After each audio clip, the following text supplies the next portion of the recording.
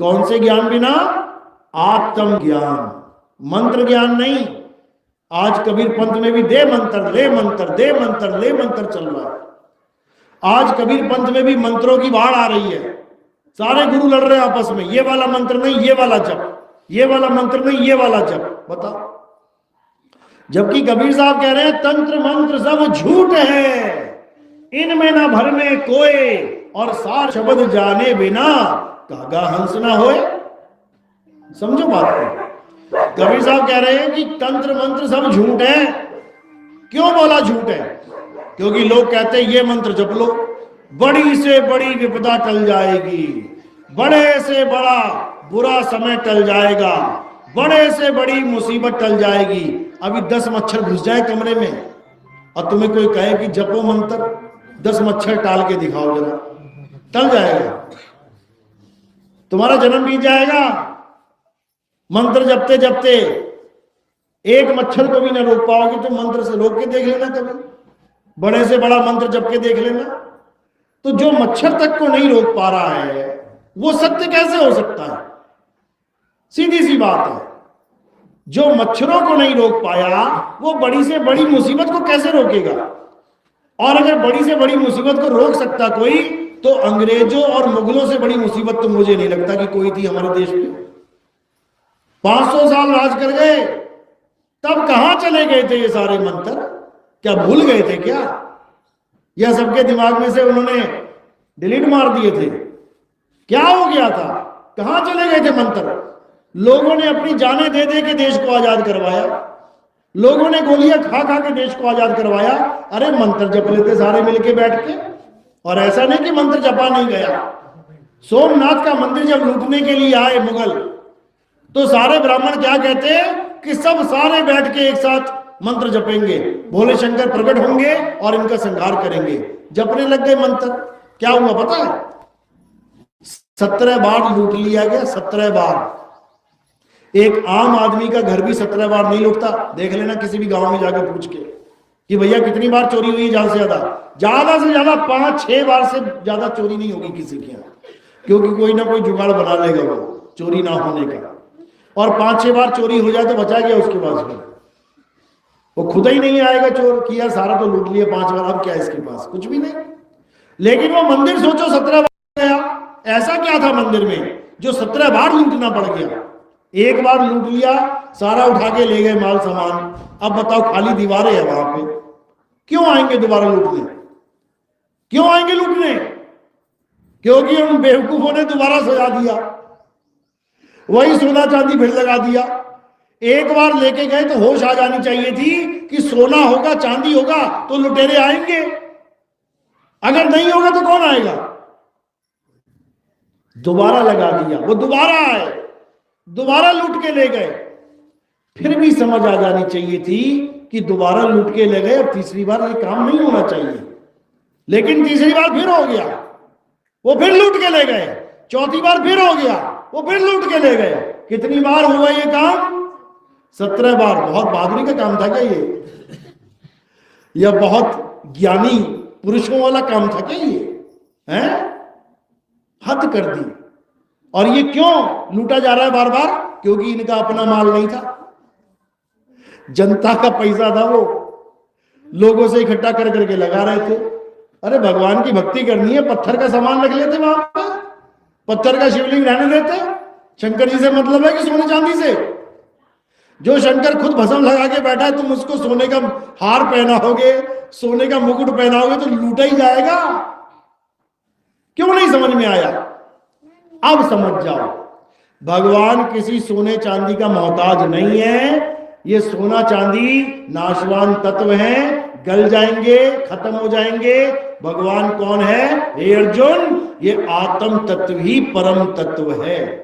और इसका ज्ञान प्राप्त करने के लिए तुम्हें किसी मंदिर मस्जिद गुरुद्वारे में जाने की जरूरत नहीं है कि मंदिर में आत्मा फंसी पड़ी है वहां ढूंढने जा रहे हो। आत्मा कहां है?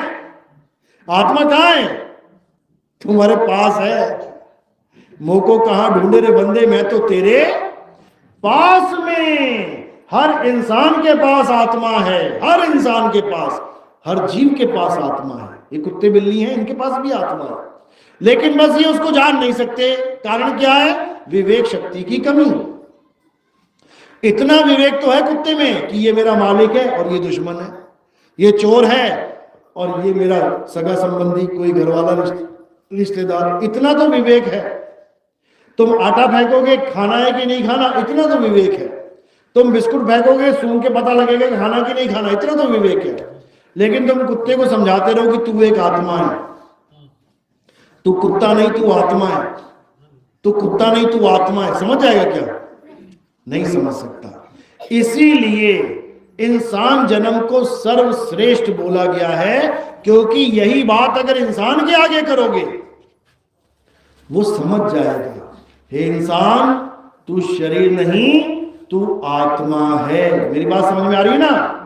बस यही फर्क है कुत्ते में और तुम में। अगर मैं कुत्ते को ये कहूंगा नहीं समझ पाएगा, लेकिन तुम्हें कह रहा हूं तुम समझ रहे हो। बस इसीलिए इंसान जन्म को अनमोल जन्म कहते हैं, वरना कुत्ता तो मर्सिडीज में भी घूमता है, तुम बैठेगा कभी? कुत्ता ऑडी में घूमता है, हवाई जहाजों में घूमता है, तुम बैठेगा कभी? फिर तो तुमसे अच्छा जन्म कुत्ते का ही है। अगर तुम कह रहे हो कि कारों में बैठना ही अच्छा बड़ा बढ़िया जन्म है, हवाई जहाजों में बैठना, कुत्ता घूम रहा है और तुम नहीं घूम पा रहे हो, इसका मतलब तुम तो कुत्ते से भी गए गुजरे हो। लेकिन ऐसा नहीं है, ऐसा नहीं है। वो अपने कर्मों से हवाई जहाज में बैठा है। क्यों? पिछले जन्म में बहुत बड़ा दानी था, बहुत बड़ा ज्ञानी था, बन गया कुत्ता आत्मज्ञान ना होने के कारण, अब घूम रहा है कर्मों के अनुसार। लेकिन तुम, भले तुम गरीब से भी गरीब हो, भले गरीब से भी गरीब, भले तुम कोड़ी हो, महापाप का तुम्हें फल मिल रहा है, तब भी तुम इस ज्ञान को समझ सकते हो। सोचो कितने बड़े भाग है तुम्हारे। कबीर साहब ने क्या बोला? अरे नाम जपत कोड़ी भला और चुई चुई गिरता चाम, और वो कंचन देह किस काम की जिस मुख नाही राम। अब ये मत समझ लेना राम की बात कर रहे हो, वो आत्मा के ज्ञान की बात कर रहे हैं। कहते हैं वो आत्म ज्ञान एक कोड़ी भी समझ सकता है और वो उसका आखिरी जन्म हो जाएगा। और एक राजा जो नहीं समझ रहा है, आगे जन्मों जन्मों की बरसात हो जाएगी उसकी। ऐसे ऐसे जन्म मिलेंगे, हालत खराब हो जाएगी। समझो, यानी जपी तपी सन्यासी वो एक कोड़ी से भी बुरी हालत में रहेंगे। अगर कोड़ी को आत्म ज्ञान है तो वो तो निकल जाएगा, और जपी तपी सन्यासी कहां जाएंगे? ये बार बार जन्मेंगे मरेंगे। वेदों तक में लिखा है, क्या लिखा है? तपोराज राजो नरकम। बताओ, यानी तुम्हें डायरेक्ट बताया जा रहा है कि तपस्या करोगे, नाम जपोगे तो क्या होगा? राज मिलेगा, और राज के बाद क्या मिलेगा? नरक मिलेगा। तो पहुंचाया तो नरक तक ही जा रहा है। जप और तप करने वाले भगवान के घर नहीं जा रहे भाई, जप और तप करने वाले नरकों को जा रहे हैं। इसलिए कबीर साहब ने तुम्हारा रास्ता ही बंद कर दिया नरक में जाने का। वो क्या कह रहे हैं? ना मैं जप में ना मैं तप में। तो जप और तप छूट गया तो फिर नरक कैसे मिलेगा? नरक कैसे मिलेगा? केवल पाप करने वाले ही नरक में नहीं जाते, जप तप करने वाले भी नरक में जाते हैं। समझ लो, कृष्ण जी जिन्होंने सुदामा के चरण धो के पिए थे, याद है ना स्टोरी? सुनाने की जरूरत तो नहीं ना। वो सुदामा कहां गया पता है? शिव महापुराण उठा के देखो। वो सुदामा गोलोक में गया, पूरा ऐश कर रहा है वहां पे। क्यों? तप का फल है, तपस्या करी, नाम जपे उसने, गोलोक में ऐश कर रहा है। अब क्या हुआ? अब राधा ने आके श्राप दे दिया कि हे सुदामा जा राक्षस बन जा जाके। अब राक्षस योनि में भटक रहा है। शंखचूड़ नाम का राक्षस, कहानी पढ़ लेना उसकी शिव महापुराण में। कौन है वो? सुदामा है। तो तपस्या करने के बाद कहां पहुंच गया? मंत्र जपने के बाद, नाम जपने के बाद कहां पहुंच गया? नरक योनि में चला गया। ये नरक योनि होती है, भूत प्रेत पिशाच राक्षस। स्वर्ग योनि है क्या ये? स्वर्ग में कौन रहते? राक्षस रहते हैं। स्वर्ग में देवता रहते हैं और नरक राक्षसों के लिए बना होता है। तो ऐसी ऐसी योनियों में भ्रमण करना पड़ेगा, हालत खराब हो जाएगी। इसलिए कबीर साहब क्या कह रहे हैं कि इन नाम को, मंत्रों को, जंत्रों को त्याग दे और किसे पकड़, जो संदेश हमें गीता दे रही है, आत्मा को जानो, आत्मा को प्रेम करो, आत्मा को प्रकट करो। अब कैसे होगा ये सब? उसके लिए क्या बोला गीता में, अध्याय 4 34वां श्लोक, हे अर्जुन, अगर तुम आत्मा को जानना चाहते हो, अगर तुम सत्य को जानना चाहते हो, अगर तुम अदृश्य आत्म तत्व को जानना चाहते हो, तो कहां जाओ? तुम ऐसे तत्वदर्शी संत की शरण में जाओ। किसकी शरण में? तत्वदर्शी संत। मंत्र जपने वाला संत नहीं कि राम राम राम राम कर रहा है, राधे राधे कर रहा है, ये मंत्र जपने वाले संत हैं। और तत्वदर्शी संत होता है जो आत्म तत्व का लखाव कराता है और मंत्रों को छुड़वाता है, उसे ही पूरा गुरु, पूरा तत्वदर्शी संत कहते हैं। मदन साहब की वाणी क्या कहती है? सोई गुरु पूरा कहावे, जो 2 अक्षर का भेद बतावे, एक छुड़ावे। कौन से अक्षर छुड़ावे? ये जितने मंत्र हैं, Ram Ram Ram Ram, Allah Allah Allah, Waheguru Waheguru, God God, hallelujah, Kabir Kabir Kabir, सारे नाम जो भी तुम जप रहे हो छुड़वा देवे। एक छुड़ावे, एक लखावे। अब लखाव किसका करना है? दूसरे अक्षर का। अक्षर का मतलब अविनाशी। अक्षर का मतलब क्या होता है? अविनाशी। यानी एक अक्षर जो 52 अक्षरी है, हिंदी, पंजाबी, उर्दू, फारसी, अरबी, डच, फ्रेंच, जर्मन, स्पेनिश, सबको छोड़ दे। एक अक्षर जिसको 52 अक्षरी कहते हैं, लिखने मेटने वाले, उसको छोड़ दे, और दूसरा अक्षर जिसे अविनाशी कहते हैं, आत्म तत्व कहते हैं, उसका लखाव करा दे, तब समझ लो कि अब तुम्हारा जन्म सफल हो जाएगा। इसमें कोई हिंदू मुस्लिम सिख ईसाई वाली बात नहीं है। आत्मा सबके पास है या केवल हिंदुओं के पास है? मुसलमान के पास भी है, सिख के पास भी है, ईसाई के पास भी है। यानी जिसको प्राप्त करना है वो सबके पास है, लेकिन किसी को उसका ज्ञान नहीं है, इसलिए अक्षरों के पीछे पड़ गए हैं। 4 हिंदू एक मुसलमान को पकड़ के कहते हैं बोल जय श्री राम, 4 मुसलमान एक हिंदू को पकड़ के कहते हैं बोल अल्लाहू अकबर। अब उनको पूछो, भैया तूने जय श्री राम देखा कभी? क्या तूने अल्लाहू अकबर देखा कभी? नहीं देखा तो कभी नहीं। तो लगा रहा भाई, फिर लड़ क्यों रहा है? किस बात के लिए लड़ रहा है? केवल अक्षरों के लिए। जय श्री राम, कितने अक्षर हो गए? जय श्री राम, 5 अक्षर, बाकी मात्रा है। और अल्लाहू अकबर, अल्लाहू अकबर, 8 अक्षर, उसमें मात्रा है। यानी 5 अक्षर मात्राएं और 8 अक्षर मात्राएं, इसका झगड़ा है। और ये सारे अक्षर और मात्राएं हटा दो, इस संसार से सारी भाषाएं हटा दो, सारे नाम अपने आप ही हट जाएंगे।